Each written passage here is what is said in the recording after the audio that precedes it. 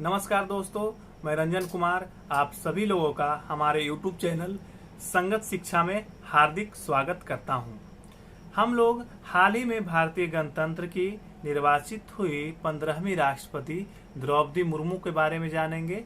इसके अलावा हम लोग यह भी जानने का प्रयास करेंगे कि हमारे भारतीय संविधान में राष्ट्रपति के बारे में क्या क्या उपबंध किए गए हैं और किन किन शर्तों पर राष्ट्रपति का एलिजिबिलिटी दर्शाया गया है।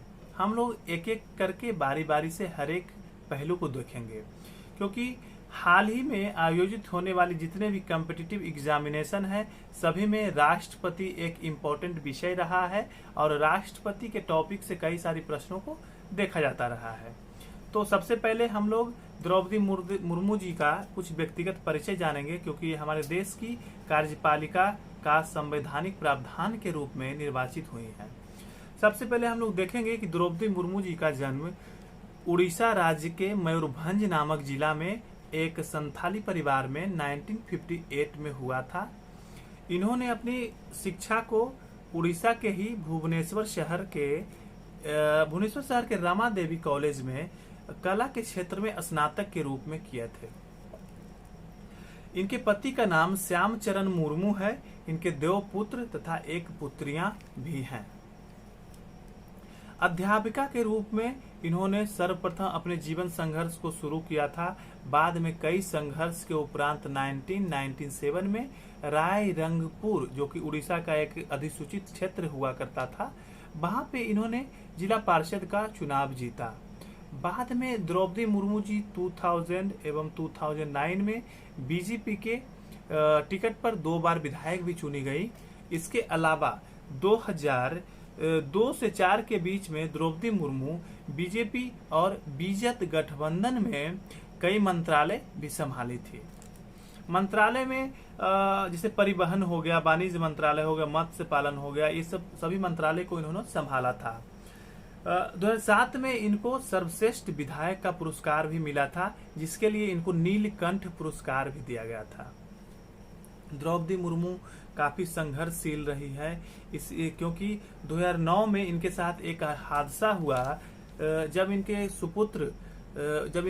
प्रथम सुपुत्र का भुवनेश्वर के इनके आवास पर इनके पार्थिव शरीर को पाया गया, मतलब मृत पाए गए। तब इनको काफी संघर्ष झेलना पड़ा। इसके बाद कुछ ही दिनों के बाद इनके द्वितीय सुपुत्र का एक कार एक्सीडेंट में देहांत हो गया।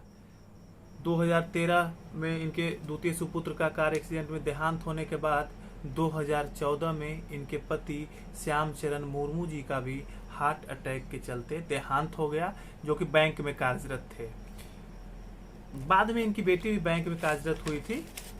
इनके अलावा द्रौपदी मुर्मू के बारे में कई संघर्ष गाथाएं हैं, क्योंकि इनका संघर्ष पथ कोई छोटा आसान नहीं है।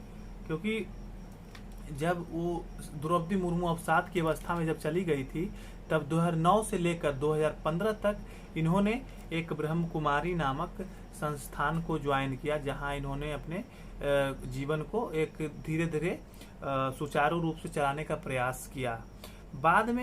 बाद में इन्होंने कई राजनीतिक संघर्ष के बाद 2015 में बीजेपी का जब वहां पे सरकार आया, तो उनको 2015 में झारखंड का राज्यपाल नियुक्त कर दिया गया, जो कि झारखंड के इतिहास में प्रथम महिला राज्यपाल के रूप में भी जानी गई। 2022 के राष्ट्रपति चुनाव में इन्होंने पहली महिला अनुसूचित जनजाति राष्ट्रपति निर्वाचित होने का भी गौरव प्राप्त किया।